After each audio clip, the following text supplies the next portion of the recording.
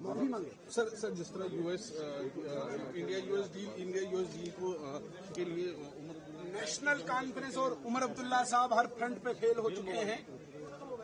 बेरोजगारों की तरफ से जब उनको निंदा हो रही है, डेली वेजेस के साथ जो मजाक किया उसकी निंदा हो रही है, गरीब की निंदा हो रही है, किसान निंदा कर रहा है, तो ये फ्रस्ट्रेट हो गए, ये कंफ्यूज हो गए और कंफ्यूज की सारी लाइन सीमाएं क्रॉस कर गए और आज ये यूएस डील पे बात करेंगे। भाई तुम असेंबली में हो, 7 डिस्ट्रिक्टों में तुम्हारी पार्टी है, आज तुम भारत की बात यहां पे करोगे, भारत की ट्रेड डील की बात करोगे और ये वही एनडीए आज ट्रेड डील करने वाली जिस एनडीए ने अपनी गोद में बिठा के तुझे MA minister of external affairs बनाया था।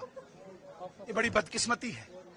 ये वैसे कश्मीर में उस अलगाववाद को दोबारा से चिंगारी लगाना चाहते हैं जिस अलगाववाद को आज सुरक्षा एजेंसियों ने कर्ब किया हुआ है। सुनील शर्मा सर क्या कहेंगे सर क्या कहेंगे जिस तरह से इस्तेमाल किया गया जो आपने प्रोटेस्ट किया उनके खिलाफ? देखिए, सीएम ने आज बदतमीजी की सारी पराकाष्ठा सीमाएं पार कर ली।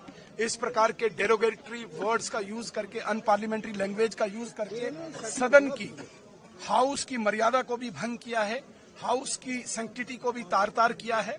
कहीं न कहीं ये इस तंजीम की परवरिश और संस्कार को प्रस्तुत करता है।